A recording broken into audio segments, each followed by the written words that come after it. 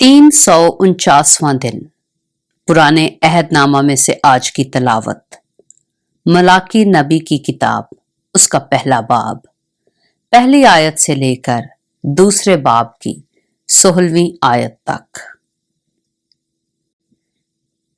खुदावंद की तरफ से मलाकी की मार्फत इसराइल के लिए बारे नबूवत।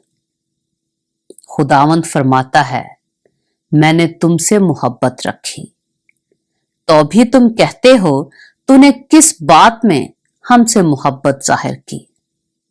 खुदावंद फरमाता है, क्या ईसाऊ याकूब का भाई ना था?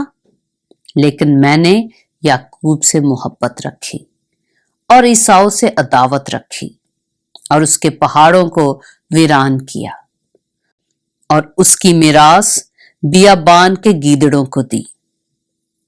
अगर अदूम कहे हम बर्बाद तो हुए पर वीरान जगहों को फिर आकर तामीर करेंगे, तो रब्बुल अफ़वाज फरमाता है, अगरचे वो तामीर करें पर मैं ढाऊंगा और लोग उनका ये नाम रखेंगे, शरारत का मुल्क, वो लोग जिन पर हमेशा खुदावंद का कहर है। और तुम्हारी आंखें देखेंगी और तुम कहोगे कि खुदावंद की तमजीद इसराइल की हदूद से आगे तक हो। रब्बुल अफ़वाज तुमको फरमाता है, ऐ मेरे नाम की तहकीक करने वाले काहिनों, बेटा अपने बाप की और नौकर अपने आका की ताजीम करता है। बस अगर मैं बाप हूं तो मेरी इज्जत कहां है, और अगर आका हूं तो मेरा खौफ कहां है। पर तुम कहते हो हमने किस बात में तेरे नाम की तहकीर की। तुम मेरे मज़बा पर नापाक रोटी गुजरानते हो और कहते हो कि हमने किस बात में तेरी तौहीन की। इसी में जो कहते हो खुदावंद की मेज हकीर है। जब तुम अंधे की कुर्बानी करते हो तो कुछ बुराई नहीं, और जब लंगड़े और बीमार को गुजरानते हो तो कुछ नुकसान नहीं। अब यही अपने हाकम की नजर कर, क्या वो तुझसे खुश होगा और तू उसका मंजूर नजर होगा? रब्बुल अफ़वाज फरमाता है। अब जरा खुदा को मनाओ ताकि वो हम पर रहम फरमाए। तुम्हारे ही हाथों ने ये गुजराना है, क्या तुम उसके मंजूर नजर होगे? रब्बुल अफ़वाज फरमाता है, काश कि तुम में कोई ऐसा होता जो दरवाजे बंद करता और तुम मेरे मज़बा पर अबस आग ना जलाते। रब्बुल अफ़वाज फरमाता है, मैं तुमसे खुश नहीं हूं और तुम्हारे हाथ का हदिया हरगिज कबूल ना करूंगा, क्योंकि आफताब के तलू से गरूब तक कौमों में मेरे नाम की तमजीद होगी और हर जगह मेरे नाम पर बखूर जलाएंगे और पाक हदिये गुजरानेंगे, क्योंकि कौमों में मेरे नाम की तमजीद होगी। रब्बुल अफ़वाज फरमाता है, लेकिन तुम इस बात में उसकी तौहीन करते हो कि तुम कहते हो खुदावंद की मेज पर क्या है, उस पर के हदिये बेहकीकत हैं, और तुमने कहा ये कैसी जहमत है और उस पर नाक चढ़ाई।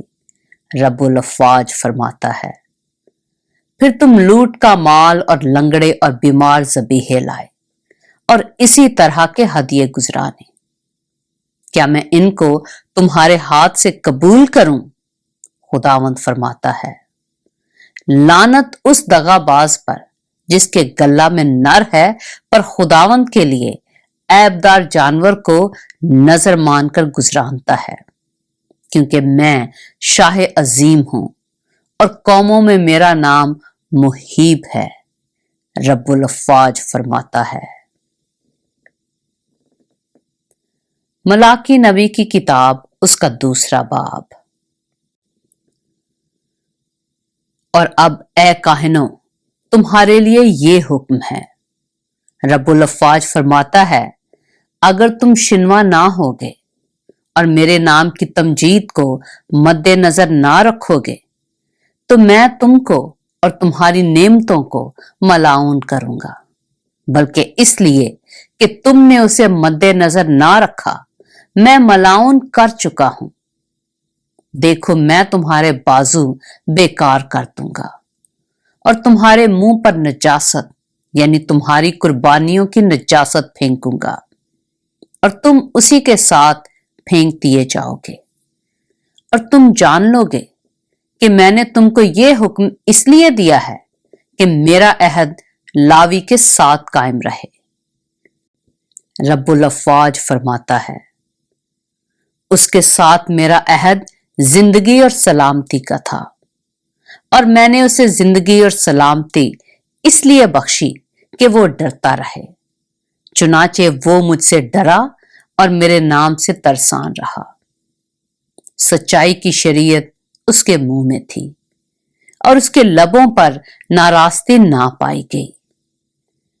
وہ میرے حضور سلامتی اور راستی سے چلتا رہا، اور وہ بہتوں کو بدی کی راہ سے واپس لایا، کیونکہ لازم ہے کہ کاہن کے لب معرفت کو محفوظ رکھیں اور لوگ اس کے منہ سے شرعی مسائل پوچھیں، کیونکہ وہ رب الافواج کا رسول ہے۔ پر تم راہ سے منحرف ہو گئے، تم شریعت میں بہتوں کے لیے ٹھوکر کا باعث ہوئے، تم نے لاوی کے عہد کو خراب کیا، رب الافواج فرماتا ہے۔ پس میں نے تم کو سب لوگوں کی نظر میں ذلیل اور حقیر کیا، کیونکہ تم میری راہوں پر قائم نہ رہے، بلکہ تم نے شرعی معاملات میں روداری کی۔ کیا ہم سب کا ایک ہی باپ نہیں؟ کیا ایک ہی خدا نے ہم سب کو پیدا نہیں کیا؟ پھر کیوں ہم اپنے بھائیوں سے بے وفائی کر کے اپنے باپ دادا کے عہد کی بے حرمتی کرتے ہیں؟ یہودا نے بے وفائی کی، اسرائیل اور یروشلم میں مکروہ کام ہوا ہے۔ یہودا نے خداوند کی قدوسیت کو جو اس کو عزیز تھی بے حرمت کیا اور ایک غیر معبود کی بیٹی بیاہ لایا۔ خداوند ایسا کرنے والے سے زندہ اور جواب دہندہ اور رب الافواج کے حضور قربانی گزراننے والے یعقوب کے خیموں سے منقطع کر دے گا۔ پھر تمہارے اعمال کے سبب سے خداوند کے مذبح پر آہ و نالہ اور آنسوؤں کی ایسی کثرت ہے کہ وہ نہ تمہارے ہدیہ کو دیکھے گا اور نہ تمہارے ہاتھ کی نظر کو خوشی سے قبول کرے گا۔ تو بھی تم کہتے ہو کہ سبب کیا ہے؟ سبب یہ ہے کہ خداوند تیرے اور تیری جوانی کے بیوی کے درمیان گواہ ہے، تو نے اس سے بے وفائی کی ہے، اگرچہ وہ تیری رفیق اور منکوحہ بیوی ہے۔ اور کیا اس نے ایک ہی کو پیدا نہیں کیا؟ باوجود کہ اس کے پاس اور ارواح موجود تھیں۔ پھر کیوں ایک ہی کو پیدا کیا؟ اس لیے کہ خدا ترس نسل پیدا ہو۔ پس تم اپنے نفس سے خبردار رہو اور کوئی اپنی جوانی کی بیوی سے بے وفائی نہ کرے،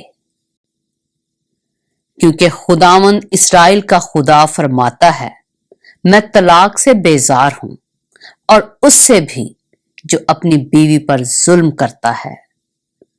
رب الافواج فرماتا ہے، اس لیے تم اپنے نفس سے خبردار رہو تاکہ بے وفائی نہ کرو۔ پاک کلام کے پڑھے اور سنے جانے پر خداوند کی برکت ہو۔